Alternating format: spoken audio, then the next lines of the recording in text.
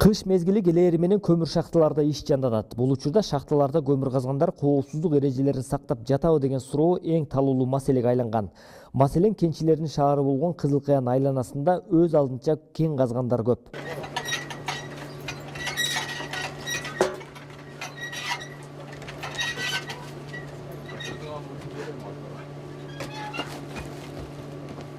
Бул жер Кызыл Кыя шаарынын Жинжиген айылынын айланасындагы көмүр шахталар.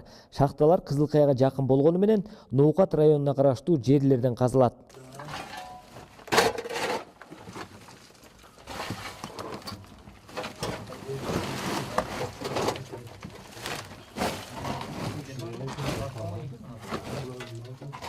Пазыл Маматов баштаган топ кен казып үй бүлөсүн багышат. Анын айтымында көмүр казуу оор, кооптуулук күч, акча табуу үчүн баарына көз жумууга туура келет. Күндө ишибиз, окуган ишибиз көрүп турасыңар мына. О беткем жыргагандан келген жок эч ким. Болачакка багыш керек, иш жок. Күнгө өзүбүздүн күчүбүзгө жетишинче чыгарабыз, сатабыз келген клиенттерге. Кеч алып кетебиз да тапканыбызды, алып барасын, болачакка тирилик турмуш. Шу эми биздин айтаарыбыз, башка эмне. Көрдүңөр өзүңөр кылган ишибизди. Азыр эми канча метрде турасың? Азыр канча? Менин оюм боюнча бир 60-70 чыгып калат узундугу. Көрдүңөр кечке ушул иш, саар келебиз, кеч кайтабыз, ишти кылып. Мурда алынган бул жерден? Эми мурда иштетилген да союз малдан калган эмелер, остаткалары. Анан эми силер кандай уруксат алып иштеп атасыңарбы? Уруксат эмне жок, эми келип өзүбүз күнүмдүккө арендага түшүп иштеп кетебиз да шу жертечи. Тирилик кылыш керек. Өзлөрүнүн ээлери бар. Казышкан убагында шу жерди ачып. Басып калат деп коркпойсуңарбы? Эмне кылабыз эми, башка жумуш жок болсо. Башканы басып эле калып атты убагында. Болуп атат ошол случайлар. Азыр эми бу жерде коркунуч жок. Эми коебуз, мына жыгачтарыбыз турат, упор коебуз. Туран жылып, дагы көмүр чыккан жерден алып кетип баратабыз да. Анан жакында газ чыгып кетет, бияктын абаны кантесиңер, аба турат? Эми ого карап эме коебуз да, воздух айдайт. Газ чыккан маалда. Эми силерге эмне тоскоолдук болуп атат да ушинтип иш кылганча? Эми мага эле келип эме кылып атса, хозяин чыгат бетине, менин жерим дейт, өзлөрү эми буржуйлар өзлөрү билет, барып соттошуп эме кылышып жүрөт өзлөрү. Анан жакында светти өчүрүп коюп, дагы эмне кылып коюпту? Светин эми үзүп кетти дейт, эми биз дайым эле келип эме кыла бербейбиз да, күн келип иштеп кетебиз өзүбүздүн эмеге. Канча акча табасыз күнүнө, бир күндө? Эми бүгүн иштеп көрсөк билинет да, канча чыгарабыз, канча сатабыз. Мен эми бүгүн келдим өзүм жумушка. Отуруп зериккенде келип байттын отун алып кетиш керек, болачаканы багыш керек. Келип аны иштейбиз, эмне кылат дейт, күнүмдүк тириликке. Бул жерде коркунуч бар экен да? Коркунуч бар да, коркунуч бар дем.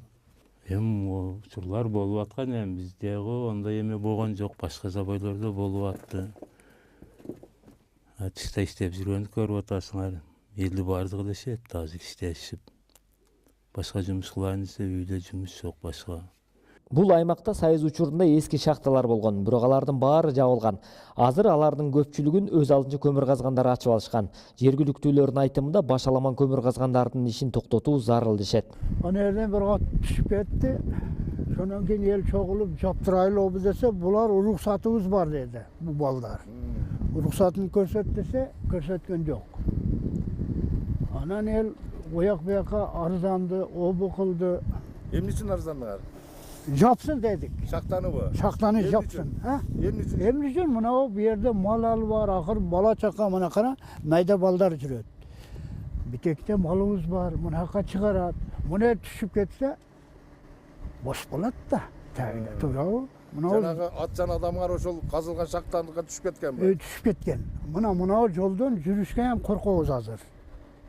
Машина менен жүрөсүңбү, жөө жүрөсүңбү, эми оюлган жер, бул тагин калган да.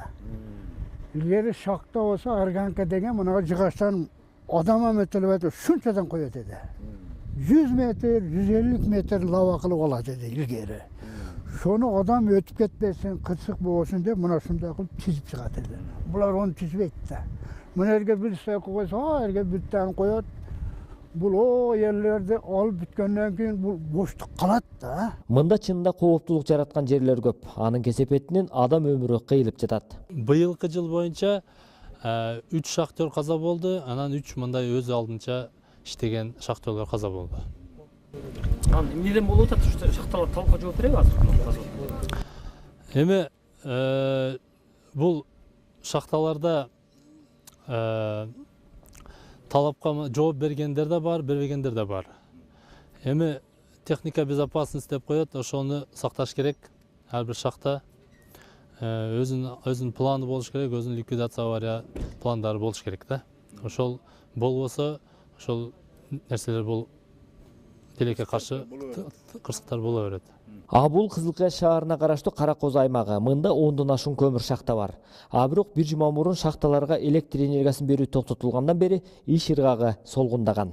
Бул себепти менимче ушул эми өзүмдүн немелерим боюнча, балдар билиш боюнча ушул карздарды төлөгөнү жаңгыда кырсык болуш үчүн гана ошол себептен болуп атат деп ойлойм да. Кырсыкты Болтурбаш үчүн. Себеби буларда бардык немелерде полный төлөп турат. Полный карз неме болуп турат. Адамдан айла качып кутулбайт. Кээ бирлери ток чыгаруучу жабдуулардын колдоодо менен кен иштетип жатышат.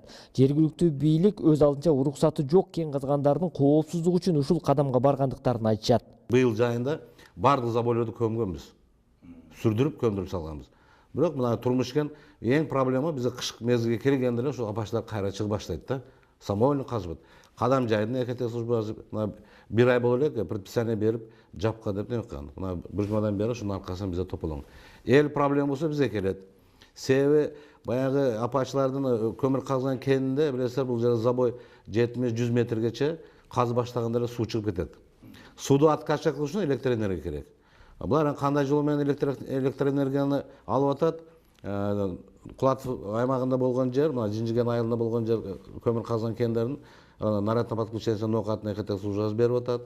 Учкоргон айыл өкмөтүнүндө болгон жердеги апачтарга көмүр казганы кадам жайдын экотех службасы берет, бирок Кызылкаяны ресей подключение берип атат да. Но бүгүнкү күнгө биз мына 5 күндөн бери жаптырып салганбыз, имеется в виду светти өчүрүп салганбыз. Бүгүн күндөн бери ушул көйгөйлүү маселе ушу апачтардын көйгөйлүү маселеси. Жергиликтүү бийлик өкүлдөрүнүн тоскоолдуктарына көнбөгөн кенчилер ишин улантышты. Бирок анын арты кайгылуу окуя менен жыйынтыкталды. 20-декабрь күнү саат 20:42-де Кызылкаядагы номер 15-карьердин 80 метр тереңдигинде 1979-жылы туулган жаран көмүр казып жатып газга уланып каза болгон. Өзгөчө Кырдаалдар министрлигинин номер 4-өзүнчө мобилдик тоо кен кырсыктарынан куткаруу взводунун 6 куткаруучусу окуя болгон жерге барышып, газга уланып каза болгон адамдын жансыз денесин шахтынан алып чыгышкан.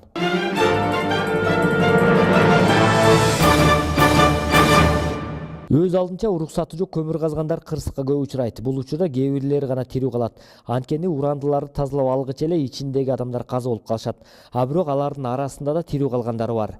Маселен 2016-жылдын 16-декабрына саат 12:05 чамасында Ташкөмүр шаарынын Северный шахтасынын жанында мыйзамсыз түрдө көмүр казып жаткан 4 адамды шахта басып калган.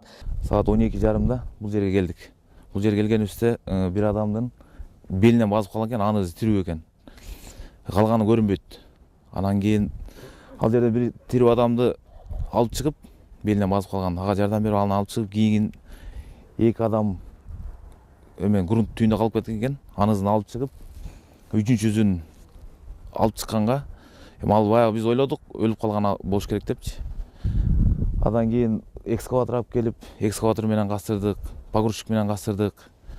11 саат ушул жерде эметтик. Алышып, ошо эме менен грунттар менен бүт баарын ташышып, тиги экинчиде куткаруу отрядынын куткаруучулары кошо, биздин балдар кошо баардыгыбыз караңгысына карабай түндөп болсо иштеп эметтик. Анан иштеп жатканда ичинен үнү угулуп калды. Где-то 10 саат болгон болчу да. Тапкычакты издегенбиз да. Үнү угулуп калды. Анан кийин тытып, жанталашып, тытып эметип, гражданскийлер да кошо жардам беришип, эме кылып, бүт баарын эмесек ичинде баягы каскан жери бар экен, ошодон где-то 1,5-2 метр гана аралыкта ичинде жаткан экен. Мойнуна чейин басып калган. Кыймыл жок. Колун бир жагы кичине гана иштейт. Үнү чыгып чыкпай бир аз эметкен экен. Анан ал куткаруучулар баардыгыбыз казып толугу менен алып чыгып Ташкент шаарынын тез жардамына өткөзүп бердик. Бир өлүмдөн калган Өмүрбек Байсыкуловдун айтымында шериктери менен бейкапар көмүр казып жатышкан. Шериктерим ушерде отурган. Мен ошо дегенде тазалап аткам, чабып аткам көмүр. Чабып атсам ошо көчүп кетти.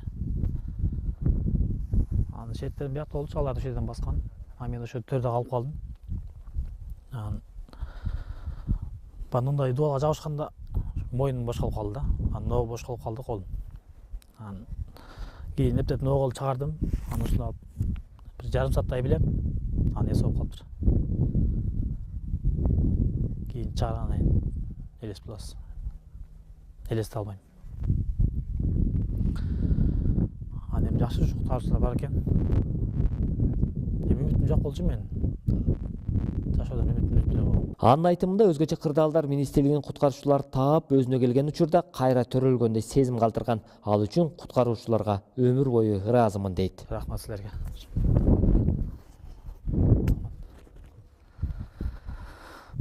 Ар бир өз алдынча көмүр казган кенчилер биринчи кезекте адистер тарабынан берилген эскертүүгө көңүл бурууса абзел. Ошондо гана күтүлүүчү кырсыкты алдын алган болобуз.